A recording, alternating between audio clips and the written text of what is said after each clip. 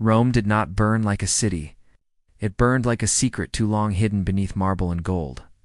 The flames began in the merchant quarter, winding through the wooden stalls like serpents. They leaped from awning to roof, hungry and unstoppable. When before the first trumpet of alarm had finished echoing through the hills, the city's heart was already bleeding smoke into the night. They say it raged for 9 days. But fire has no concept of time-only appetite. And as Rome crackled and collapsed into itself, the man who ruled it stood far from the inferno. Nero, Claudius Caesar, emperor, artist, god in human form, was not in Rome when the fire began. He was at his villa in Antium, composing a poem about Troy's final night. Some say he returned as the city smoldered. Others say he never moved at all. The truth, like the ash, has long since settled into the cracks of history. But what is known is that Nero watched, not with fear, not with grief, but with fascination. As entire districts turned to glowing ruin, as statues melted and temples groaned under collapsing stone, Nero is said to have stood on a private balcony, his fingers strumming a lyre, his voice carrying verses into the smoke like prayers to a cruel muse. Not everyone heard him, who shared bread in secret and spoke of resurrection, of peace, of one king above all kings. Ow. But enough did. And when the embers cooled and the bodies were counted, Rome did what Rome always did. It demanded blame. Nero, ever the actor, ever the survivor, offered a name. Not a senator. It's not a rival, but a people. Strange whispering sect who refused to bow to the Roman gods. The Christians. Then came the trials, but not trials as you know them. There were no arguments, no defense. He lit his private gardens with the burning bodies of believers. He cast them into the arena dressed in animal skins, torn apart by lions for the amusement of nobles who sipped wine as blood soaked the sand. I am the hand that smothers it, only screams. They were poor, foreign, vulnerable. He was something more, something divine. He believed Rome itself was a stage and he, its eternal star. When he spoke of the fire, he called it rebirth, cleansing. The old city burned away, to give rise to a new Rome. His Rome, whispers filled the markets, the baths, the temples, that Nero had ordered the fire himself, that he had played music while children screamed in the streets, that the gods had turned their faces from him. A city of his design, crowned with a palace so vast it swallowed entire neighborhoods, a domus aurea, perfect. And so began the purge. It started with the arrests quiet, efficient, like sweeping dust beneath the marble. Then came the performances. Nero, with his love of spectacle, turned execution into theater. He withdrew from the Senate, from the people, from the world that once adored him. And in the quiet halls of his palace, the echoes of fire began to change him. But this was not madness. This was control. With every scream, he reminded the people, I am not the fire. Is it the fire lived within him still? You see, Nero was not a man, not in his own eyes, the golden house, built from ashes. But even golden halls could not silence the rumors. And in those whispers, his paranoia found its voice. He began to see enemies in every corridor, every shadow. He was no longer content to punish the crowd. He needed to reshape it, to sculpt the very soul of Rome in his image. But to do that, he needed to destroy more than homes. He needed to destroy love. And in the shadow of that need, a name would rise.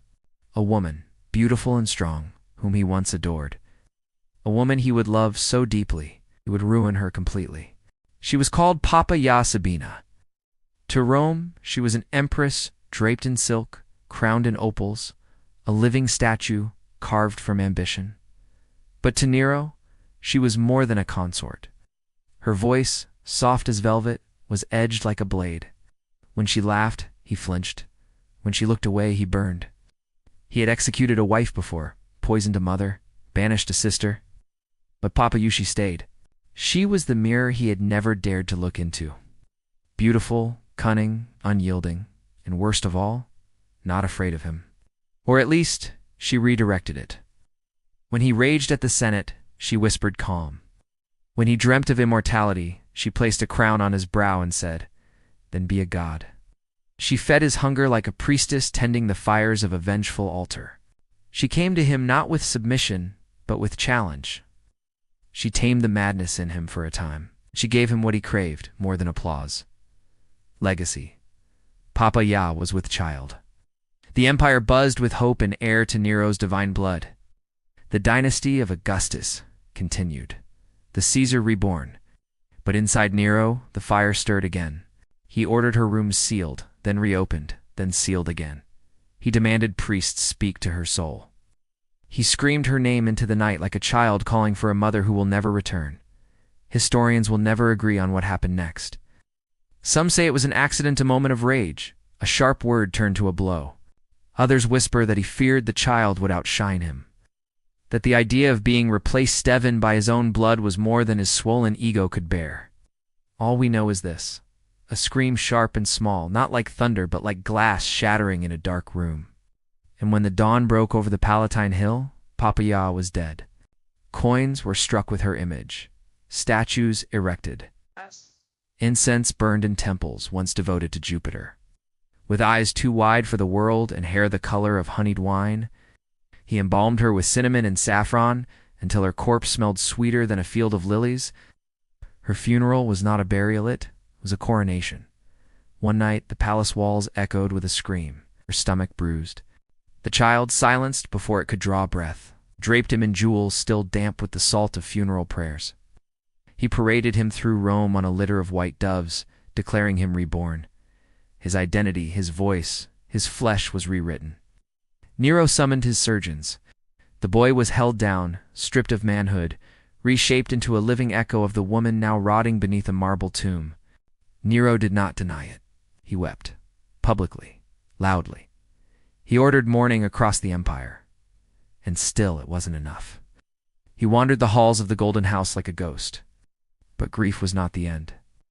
An empress with no voice, only eyes, wide and eternal, as if locked in the moment between scream and silence. It was the beginning, because one day, in the marble atrium, where her voice once lingered, Nero saw something that made his breath catch. A boy. Laughter as hollow as the wind through a mausoleum. For a self that had been consumed in a lover's flame, a slave, to undo death, not with miracles but with knives and cosmetics. A god who saw the body as clay, the soul as smoke, and grief as a stage for his own divinity. Soft-featured, fragile, and in that instant, whether by madness or mourning Nero, saw her again. He did not ask the boy's name. 2 games, 2 banquets, 2 executions, he made.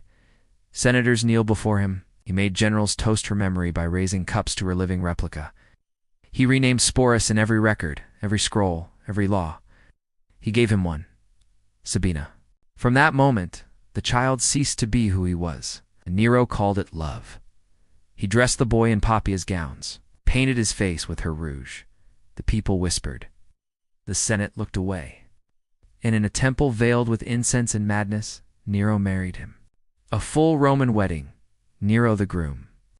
The Boino Sporus was the bride, a crown of myrtle, a veil of gold. Guests summoned under threat of exile. Some believed Nero had gone mad.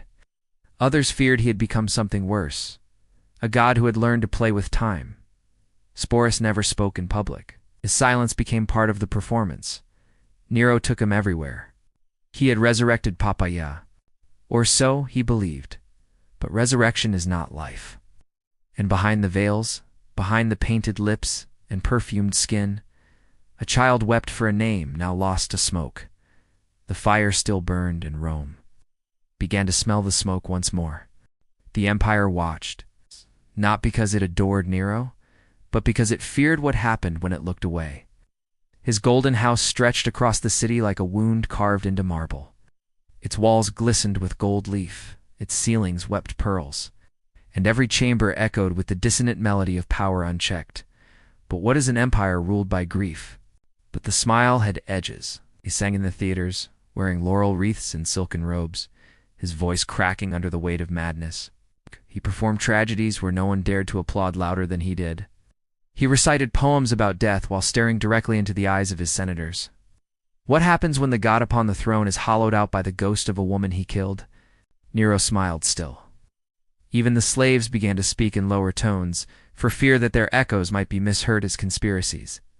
He was the actor, the audience, and the critic. He emptied the treasury not for war, but for entertainment circuses made of bone, feasts made of fear. Entire families disappeared overnight. Ancient bloodlines bled out beneath the cobbled streets. And when the curtain of his delusions began to fray, it was the people who bled. He turned inward, convinced that the whispers in the streets were plots, that every laughter not his was treason, that Rome, his Rome, was infested with serpents. He struck first. Generals vanished. Senators were found face down in fountains. Friends drank from cups that shimmered with invisible poisons. He didn't stop with enemies. He burned statues of past emperors. He taxed the temples. Even those closest to him began to draw back. One by one, the flickering candles of loyalty were snuffed out until only shadows remained. But Nero held fast to one candle, Sporus. The people murmured of famine, of corruption, of madness draped in royal purple. Bread grew scarce, taxes grew high, and Nero's appetite grew monstrous. Still dressed in mourning silks, still silent, he ordered mass confiscations, branding entire households as traitors on the mere suspicion of dissent. Gold flooded his halls, but blood soaked the foundations. Still forced to wear the face of the dead empress each morning as servants applied powders and paints, remaking her image over the fragile bones of a broken boy. He smiled when commanded, danced when summoned, kissed the emperor's fingers like a widow too terrified to grieve. A senator, a soldier, a man tired of watching gods play with fire. He sat beside Nero at banquets, sipping wine through trembling lips, and behind his eyes there was no fire, only ash. Other legions stirred. Governors wrote letters in cipher. Old coins bearing Augustus's face were pulled from vaults, kissed like icons and held up to the light. Nero called it love. The poets of the court called it destiny. A few servants followed. One of them, dressed in a bridal veil, rode silently behind him. But Rome had another word: decay. They declared him a public enemy hostis, publicus stripped of imperial rights, hunted like a beast beyond the walls. The city was rotting beneath the weight of its crown. He seized estates from the nobles. He sent spies into the streets.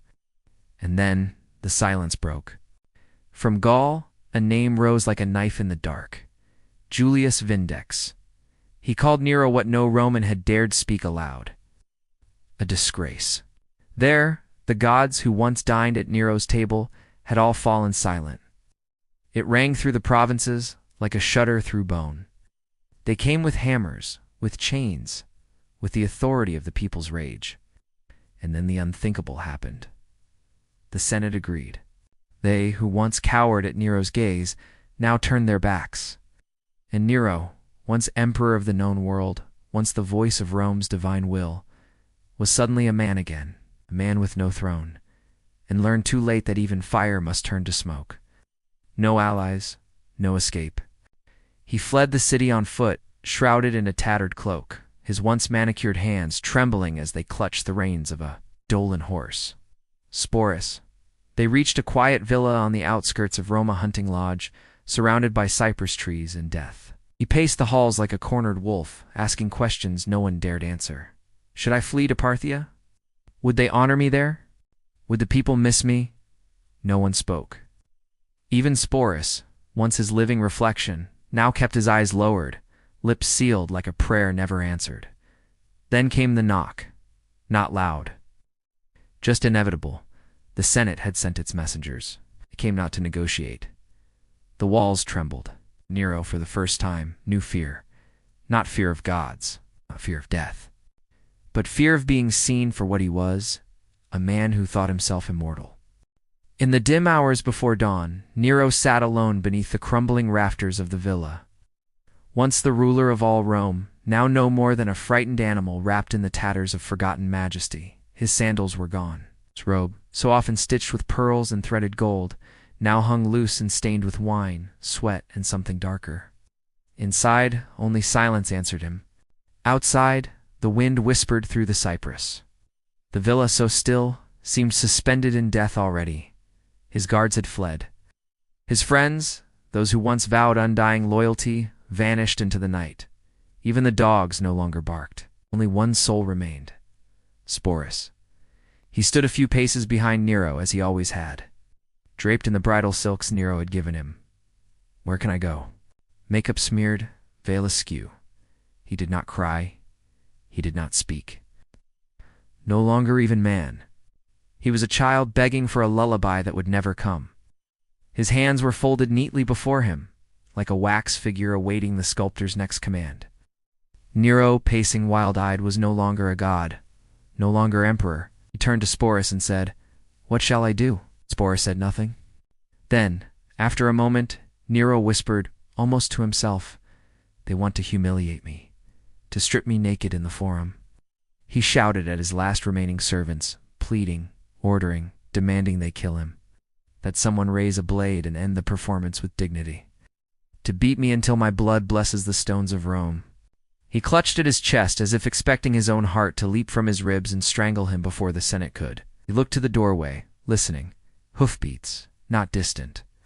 Not anymore. He panicked. No one moved. No one wanted to stain their hands with the death of a god-turned-madman. And so Nero, once worshipped, once feared, once adored, fell to his knees, weeping. "Have I neither friend nor foe?" he cried. No answer. Then came the quote. The one that history has preserved like a sacred relic.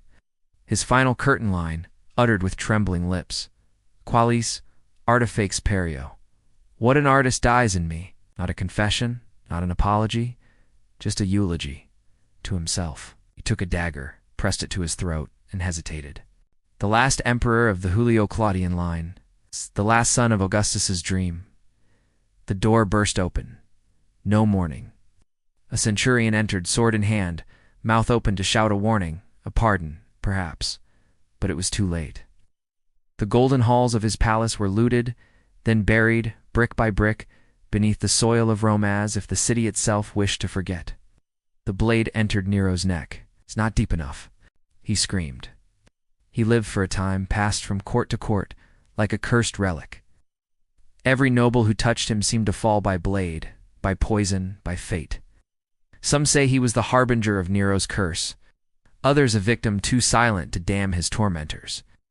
The centurion rushed forward to help to finish the act, not out of mercy, but to silence the scene before more arrived. Blood pooled across the floor of the villa, sticky, slow, final, and just like that, the theater closed. At 30 years of age, Nero died not as a god, not as a king, but as a failed actor in the tragedy of his own making. When word of his death reached the city, there was no riot, only relief. The statues were toppled, his name struck from monuments, but one figure lingered in the shadows. Sporus, still dressed in the veil of a ghost, still painted in the colors of the dead. And in the end, when he saw that another emperor planned to dress him once more in bridal robes to repeat the spectacle for laughter, not grief, Sporus chose the only freedom left to him. He opened his own veins, and so the curtain fell. Not on Nero, not on Rome, but on the last living echo of an empire's madness. They say fire cleanses, but in this tale, it devoured. And though centuries have passed, and the statues have crumbled, and the names worn smooth by time, if you listen closely, you can still hear the crackle of something burning beneath the stones of Rome. A song, scream, a whisper. What an artist dies in me.